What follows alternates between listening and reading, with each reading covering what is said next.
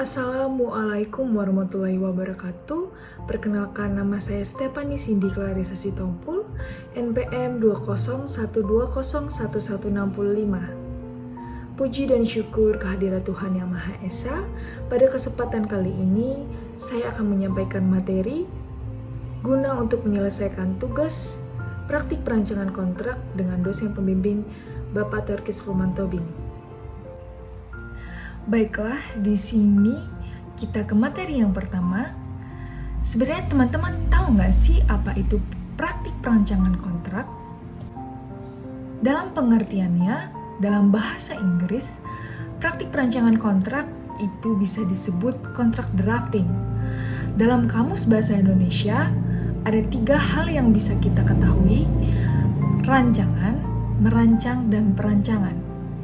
Sebelum itu, kita harus mengetahui sebenarnya apa yang dimaksud dengan rancangan, merancang, dan perancangan. Baiklah, kita lihat yang pertama, rancangan. Rancangan adalah segala sesuatu yang direncanakan. Merancang adalah mengatur atau merencanakan segala sesuatu. Lalu perancangan. Perancangan adalah proses atau cara merancang. Nah, dari ketiga itu kita juga harus mengetahui apa yang dimaksud kontrak ini. Kontrak adalah hubungan hukum antara pihak atau lebih berdasarkan kata sepakat untuk menimbulkan akibat hukum atau hak dan kewajiban atau yang bisa kita sebut prestasi. Nah, dari sini kita bisa dapat menyimpulkan nih teman-teman dari rancangan, merancang, dan perancangan. Nah, oleh karena itu, merancang kontrak adalah suatu aktivitas untuk mengatur dan merencanakan struktur atau susunan, anatomi, dan substansi kontrak yang dibuat oleh para pihak. Selanjutnya, kita harus mengetahui kenapa sih kita perlu kontrak. Nah, pada dasarnya manusia dalam melaksanakan aktivitasnya merasa perlu dijamin keamanan dan kepastiannya. Dan hal ini tidak terkecuali dalam aktivitas bisnis. Nah, tapi dalam konteks kegiatan bisnis, salah satu instrumen yang bermanfaat untuk memberikan jaminan keamanan dan kepastian tersebut salah satunya melalui penyusunan kontrak. Nah, oleh sebab itu sebenarnya kontrak ini berfungsi untuk mencegah timbulnya masalah di kemudian hari. Nah, dengan adanya kontrak, maka masing-masing pihak dapat mengetahui hak dan kewajibannya. Nah, sehingga dapat mendukung kelancaran pelaksanaan suatu hubungan bisnis. Nah, ini bisa kita simpulkan ya. Jadi, perlunya kontrak ini berfungsi untuk menentukan nantinya cara penyelesaian masalah. Oke, baiklah, tadi kita sudah mengetahui kenapa perlunya kontrak dan fungsi kontrak. Nah, sebelum itu kita juga harus mengetahui tentang sumber-sumber hukum perancangan kontrak.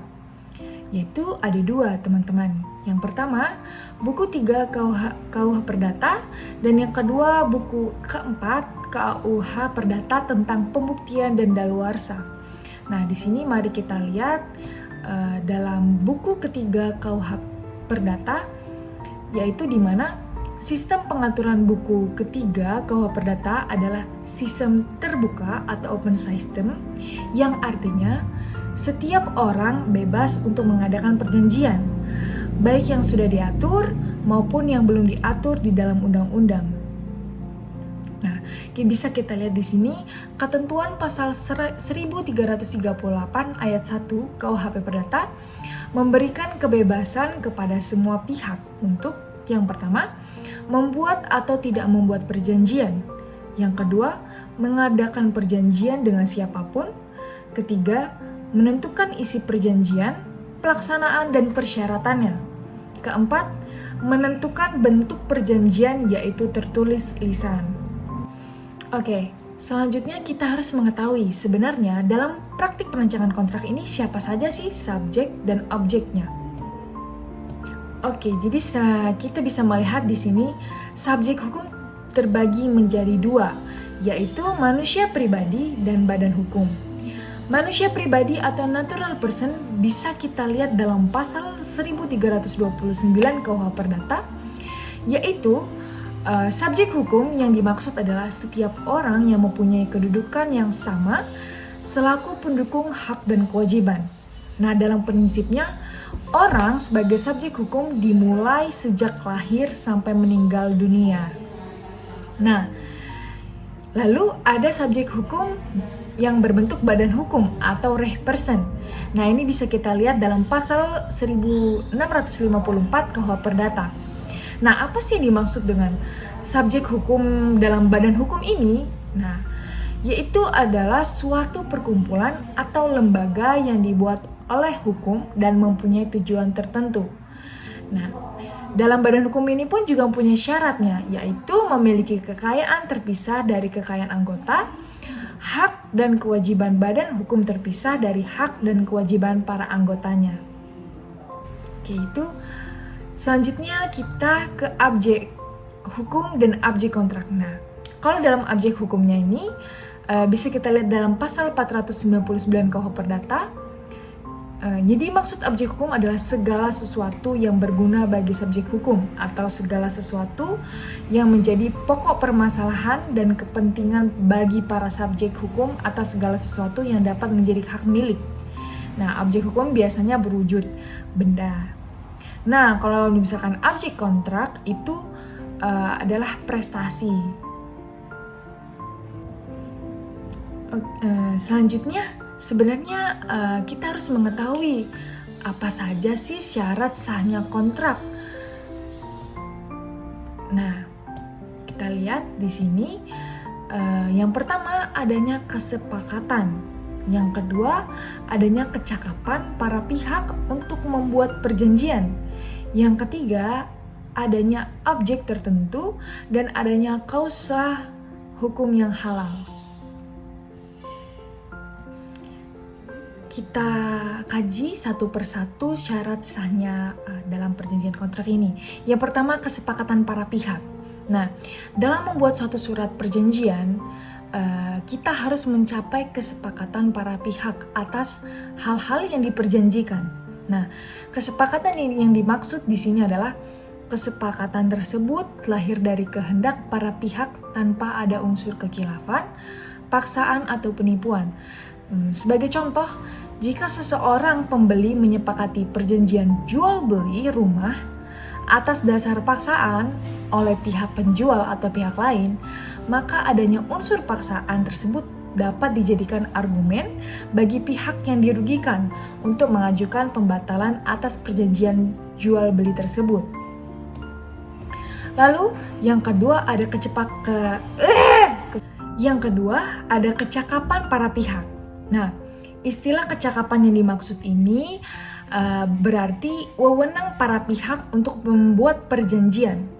Nah, KUHP Perdata menentukan bahwa setiap orang dinyatakan cakap untuk membuat perjanjian, kecuali jika menurut undang-undang dinyatakan tidak cakap. Nah, menurut pasal 1330 KUH Perdata, orang-orang yang dinyatakan tidak cakap adalah mereka yang pertama belum dewasa. Nah, berarti mereka yang belum berusia 21 tahun atau belum menikah.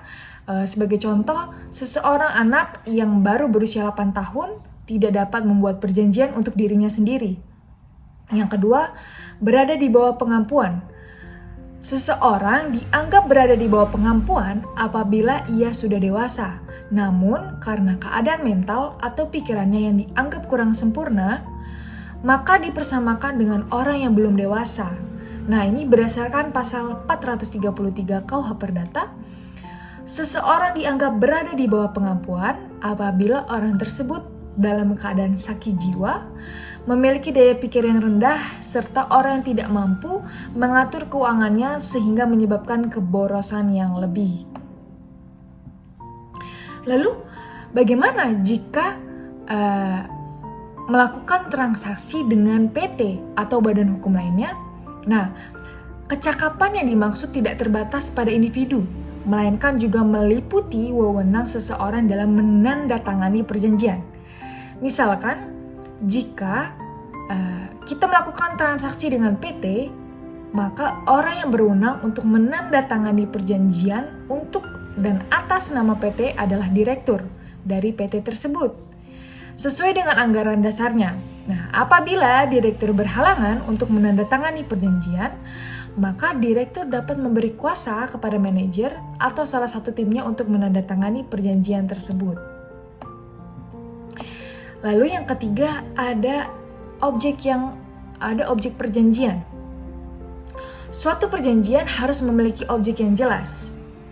Objek tersebut tidak hanya berupa barang dalam bentuk fisik, namun juga dapat berupa jasa yang dapat ditentukan jenisnya. Sebagai contoh, dalam suatu perjanjian jual beli, Bapak Rudi berniat untuk menjual mobil Toyota Avanza berwarna hitam yang diproduksi tahun 2012 kepada Bapak Santo dengan harga 115 juta.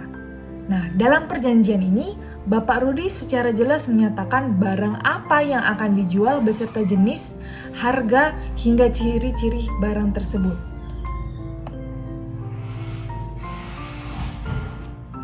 Lalu yang keempat, ada sebab yang halal.